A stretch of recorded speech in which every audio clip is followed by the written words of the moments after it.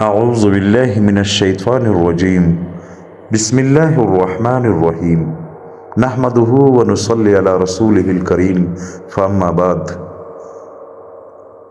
دوستو، اللہ تعالیٰ نے یہ زندگی ہم انسانوں کو اپنے عبادت کے لیے دی ہے۔ انسانوں میں کئی طرح کے انسان ہیں، یعنی ایک انسان مسلمان ہے تو دوسرا کافر۔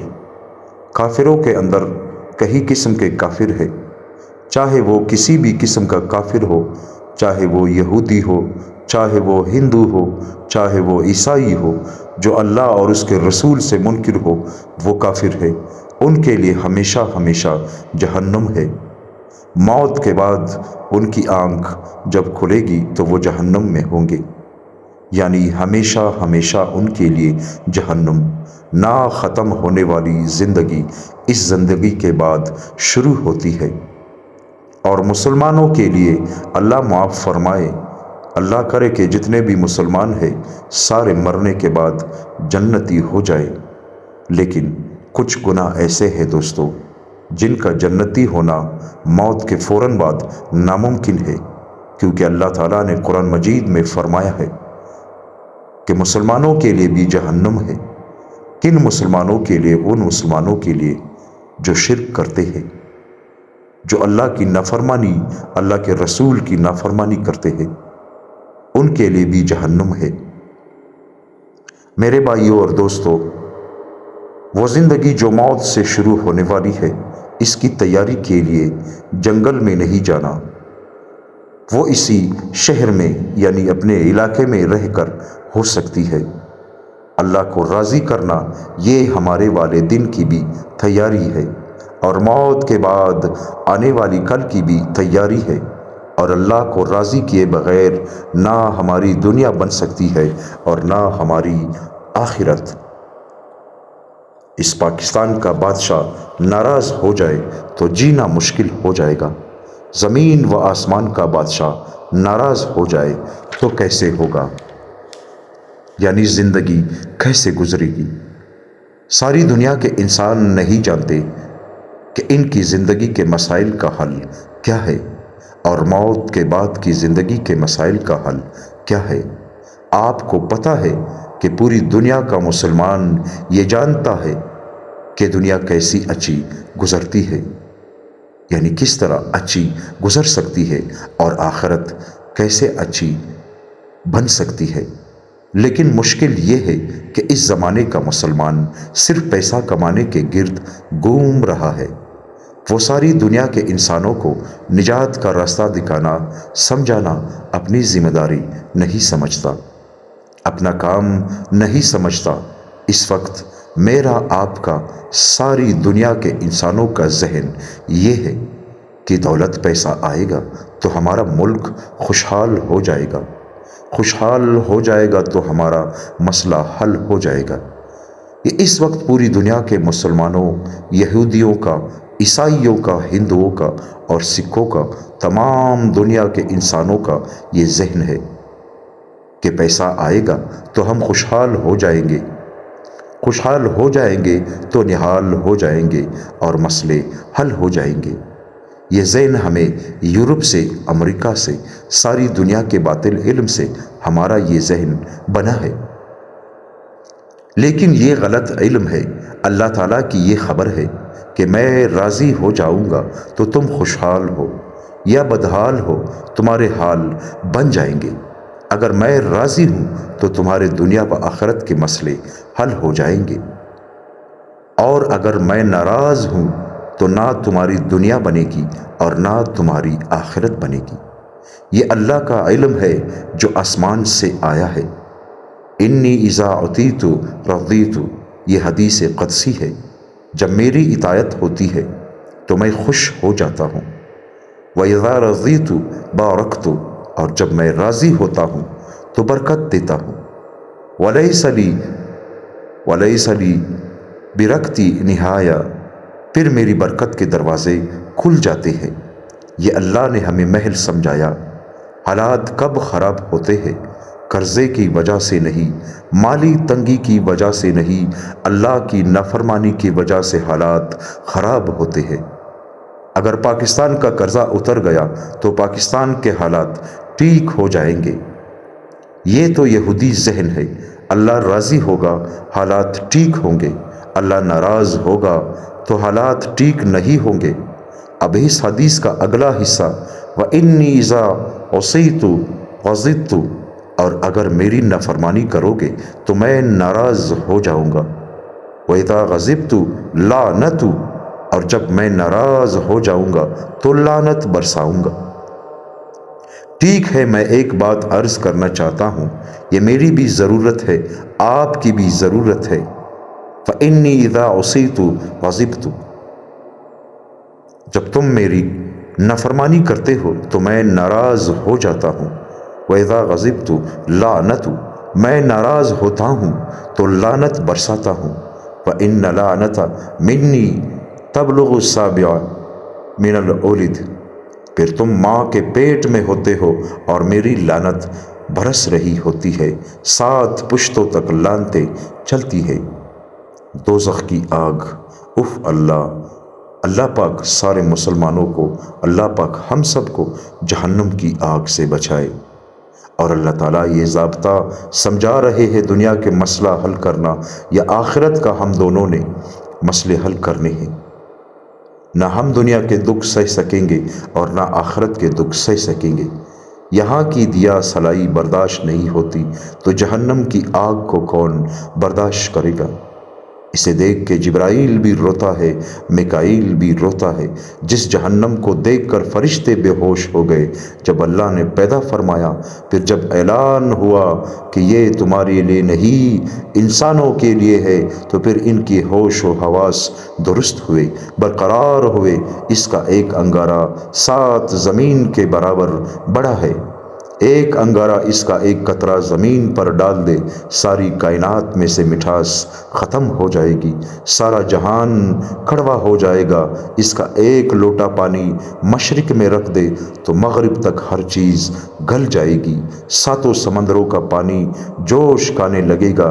ایک لوٹا پانی ڈال دے، کہیں بھی ڈال دے، اس کا ایک پتھر ساری دنیا کے پہاڑوں کے اوپر رکھے تو ساری دنیا کے پہاڑ پگھل کے سیاہ پانی میں تبدیل ہو جائیں گے۔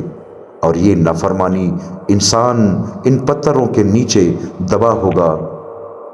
تو اب آپ فرمائے، ہم دیا سلائی کی آگ نہیں سہ سکتے، ہم یہ آگ کیسے برداشت کریں گے؟ دوستو، جہنم کی کہانی قرآن کی زبان، انہا لظا نزاعۃ للشوا تدعو من ادبر وتولى وجمع فاوعى، سورہ المعارج آیت نمبر 18۔ خود اللہ جہنم کی تفصیل بیان فرما رہا ہے۔ وہ بھڑکتی ہے، وہ کال کو کھینچتی ہے، وہ کال کو کھینچنے والی ہے، وہ بھڑکنے والی آگ ہے۔ ترمیہم بشرر کالقصر کأنہ حمالۃ صفر، سورہ المرسلات آیت نمبر 33۔ اس کی ایک چنگاری بڑے بڑے محلات کے برابر ہے اور اس میں 7 حصے ہیں۔ پہلا حصہ جہنم، اس کے نیچے حطمہ، اس کے نیچے لظہ، اس کے نیچے سعیر، اس سے نیچے سقر، اور اس سے نیچے جہیم، اور اس سے نیچے حاویہ۔ لہا 7 ابواب، جہنم کے 7 دروازے اور اس کے 7 حصے ہیں، اور یہ 7 قرآن کے الفاظ۔ جہنم پہلا، پھر حطمہ، پھر لظہ، اچھی میں نے آیات پڑھی، انہا لظہ، پھر سعیر، پھر سقر، پھر حاویہ۔ یہ 7 حصے ہو گئے، سب سے نیچے حاویہ ہے۔ اللہ تعالیٰ سب کی حفاظت فرمائے میرے بھائیوں اور دوستوں۔ جب اللہ تعالیٰ دوزخ کی آگ کو تیز فرماتا ہے تو اس کا ایک تنور، اس کا ڈھکن کھولتا ہے، اس میں سے جو آگ نکلتی ہے، اس کی گرمی سے دوزخ کی آگ چیخنے لگتی ہے۔ یہ حاویہ کس کے لیے ہے؟ فَفِيهَا الْمُنَافِقُونَ ففیہا المنافقون، حاویہ منافقین کے لیے ہے۔ منافقین کسے کہتے ہیں میرے بھائیوں اور دوستو؟ اندر سے کافر ہو چاہے اوپر سے اپنے آپ کو مسلمان کہتا ہے۔ جیسے حضور صلی اللہ علیہ وآلہ وسلم کے زمانہ کے منافقین جن کا سردار عبداللہ بن ابی تھا، اس کے اوپر ہے جہیم، اس میں مشرکین ہوں گے، بتوں کے پجاری ہوں گے، اور اس کے اوپر ہے سقر، اس میں ستاروں کی پوجا کرنے والے، یعنی ستاروں کو پوجنے والے، ستاروں کے عبادت کرنے والے، ستاروں کو سجدہ کرنے والے، ستاروں کی پوجا کرنے والے، چنگیز خان کی قوم۔ اس کے اوپر ہے سعیر، اس میں آتش پرست ایرانی مجوسی اس کے اوپر ہے، یعنی جو آگ کو پوجتے ہیں، جو آگ کی عبادت کرتے ہیں۔ لظہ جہنم کا ایک دوسرا حصہ ہے، لظہ، اس میں یہودی ہوں گے، یہود اس کے اوپر ہے، حتما عیسائی، یہ وہ قومیں ہیں جن کا جہنم سے نکلنا ناممکن ہے، بلکہ یہ جہنم میں ابداً ابدا، یعنی ہمیشہ رہنے والی قومیں ہیں، ہمیشہ رہنے والے ہیں۔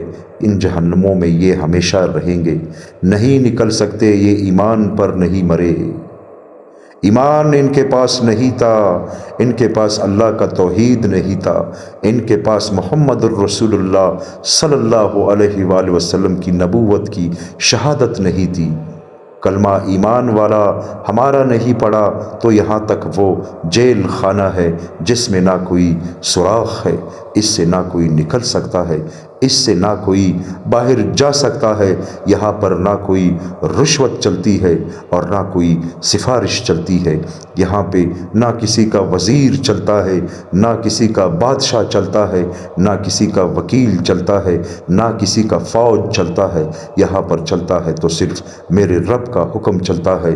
وہ فرشتے جو جہنم پہ کڑے ہیں وہ صرف اللہ کی سنتے ہیں، بس وہ اندھے بھی ہے اور بہرے بھی ہے، وہ سنتے ہیں تو صرف اپنے اللہ کی آواز سنتے ہیں، یہاں پر نہ کسی کی سفارش ہوگی، نہ کسی کی رشوت ہوگی، نہ کسی کا نام ہوگا، نہ کسی کا قبیلہ ہوگا، نہ کسی کی طاقت ہوگی کہ میں فلاں قبیلے سے ہوں، میری اتنی طاقت ہے، میرے ساتھ یہ فوج ہے، میرے ساتھ یہ دولت ہے، میرے ساتھ یہ ملکیت ہے، یہاں پہ کچھ نہیں چلتا میرے بھائیوں اور دوستوں، یہاں پہ چلتا ہے تو صرف میرے اللہ کا نظام چلتا ہے، میرے اللہ کا کلمہ چلتا ہے، کلمے پہ چلنے والے یہاں پہ نہیں جائیں گے، لیکن اگر ان میں بھی کوئی منافق ہوا تو وہ بھی ان جہنموں کا حصہ بنیں گے۔ آگ کے تابوت ہوں گے جن میں ڈالا جائے گا ہر رگ میں آگ کے کیل، ٹھوک کر ان تابوتوں کو جہنم کے سمندر میں پھینک دیا جائے گا، یہ نکل نہیں سکتے، اس کے اوپر جو حصہ ہے وہ جہنم ہے۔ وہ آدم علیہ السلام کی امت سے لے کر ہمارے نبی کریم صلی اللہ علیہ وآلہ وسلم کی امت تک جتنے اہل کبیرہ گناہ کرتے مر گئے۔ کبیرہ گناہ کیا ہے میرے بھائیو اور دوستو؟ کبیرہ گناہ ہے زنا، شراب کبیرہ گناہ ہے، جھوٹ ہے، قتل ہے، سود ہے، غیبت ہے، کسی کا حق مار لینا، زمین دبا لینا، نماز کا چھوڑ دینا، رشوت کا لینا، یہ کبیرہ گناہ ہے۔ جو اس طرح اور بھی میں نے چند مثال کے طور پر گناہیں ہیں، یہ گناہ کیا ہے؟ تو مر گیا، توبہ نہیں کی تو اس کے لیے جہنم کا قید خانہ ہے، اس میں ہر آدمی اپنے اپنے گناہ کے مطابق رہے گا۔ کوئی غوطہ کاتا ہے، کوئی غوطہ کاتے ہی نکال لیا جائے گا اور کوئی ہزاروں سال اس میں پڑا رہے گا۔ کبھی تو سوچا ہوتا تو ہم تو دیا سلائی نہیں سہ سکتے، آگ کیسے سہ سکیں گے؟ ہم اس آگ سے بچنے کے لیے کتنی پیش بندی کرتے ہیں، اس آگ سے کے لیے بھی کبھی سوچا ہے؟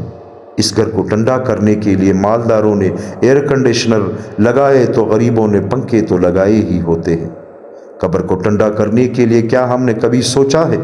یہاں کے گھر کو روشن کرنے کے لیے بڑے بڑے فانوس، بڑے بڑے بلب لٹکائے مالداروں نے، تو غریب آدمی نے تو بلب لگایا ہے 60 کی پاور کا، میری قبر روشن ہو جائے۔ اس کے لیے میں نے کیا پیش رفت کی ہے، میں لوگوں کے سامنے ذلیل ہونے سے بچنا چاہتا ہوں، اس کے لیے میں کتنا زور لگاتا ہوں کل حشر کے میدان میں۔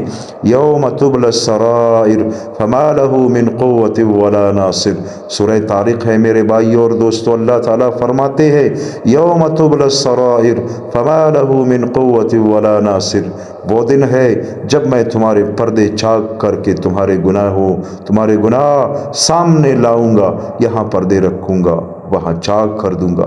یہاں تو ہم کہیں پر بھی گناہ کرتے ہیں، جہاں پر ہمیں جگہ ملتی ہے ہم وہاں پر گناہ کرتے ہیں، لیکن قیامت کے دن استغفر اللہ وہاں مجھے ساری دنیا کے انسانوں کے سامنے ذلیل ہونے سے بچنا چاہیے۔ بھائی مجھے ہی کچھ کرنا ہے، میں ہی کچھ کروں گا تو مسئلہ میرا حل ہوگا۔ یہاں کے بھائیوں ہم عذاب سہ نہیں سکتے، وہاں کے عذاب کیسے سہیں گے جہاں موت ہی ختم ہو جائے گی۔ موت ختم ہو گئی، اللہ جنت والوں سے پوچھے گا یا اہل الجنت، دوزخ والوں سے کہے گا یا اہل النار، وہ سر اٹھائیں گے اللہ جنت والوں سے پوچھے گا کم لبثتم فی الارض عدد السنین، دنیا میں کتنا رہ کے آئے ہو؟ وہ کہیں گے یا اللہ یوم او بعض یوم، یا اللہ ایک دن یا آدھا دن، 60-70 سال، 60-70 سال، 1000 سال نہیں اے اللہ، ایک دن یا آدھا دن۔ اچھا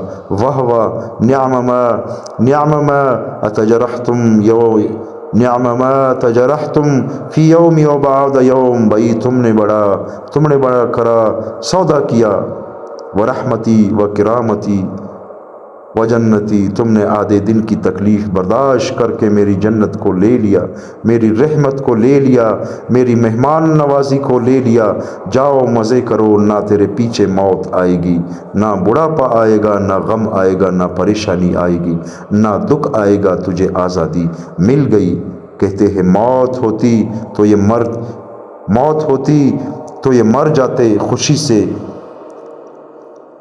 اور جہنم والوں سے اللہ تعالیٰ کیا فرمائیں گے؟ استغفر اللہ، پھر جہنم والوں سے پوچھا جائے گا، وہ کہیں گے یوم او بعد یوم، یا اللہ ایک دن یا آدھا دن، تو اللہ تعالیٰ فرمائیں گے بئس ما تجرحتم فی یوم او بعد یوم، اے بندو، اے عورتو، اے مردو، کتنا تم کوٹا سودا کر کے آئے ہو، کتنا غلط سودا کر کے آئے ہو، صرف 4 دن کی زندگی کے لیے تم نے ناچ کود کی خاطر تم نے میری غضب کو، تم نے میری آگ کو، تم نے میری جہنم کو خریدا۔ جاؤ تمہیں بھی ہمیشہ ہی رہنا ہے، تم خوشیاں بھول جاؤ، جوانی بھول جاؤ اور راحت بھول جاؤ۔ وَهُمْ يَسْتَرْخُونَ فِيهَا، جاؤ چلے جاؤ چیخو اور چلاؤ، وَلَهُمْ فِيهَا زَفِيرٌ وَشَهِيقٌ، تمہیں چیخنا ہے یا چلانا ہے، سَوَاءٌ عَلَيْنَا أَجْزَعْنَا أَمْ صَبَرْنَا، اب چاہے صبر کرو یا واویلا کرو، میرے دروازے تم پر بند ہے۔ اگر اس دن موت ہوتی تو تم یہ غم سے مر جاتے۔ میرے بھائیوں اور دوستو، ہم ادھوری زندگی نہ گزارے بلکہ آخرت کی تیاری کرے۔ ہمیشہ اللہ تعالیٰ سے یہ دعا کرے کہ یا اللہ ہمیں توفیق دے، اللہ سے توفیق مانگے اور اس اپنے رب کو راضی کرے اس زندگی میں، کیونکہ یہ زندگی صرف ایک بار ملتی ہے، آنکھ بند ہو جائے تو اس کے بعد صرف افسوس ہے۔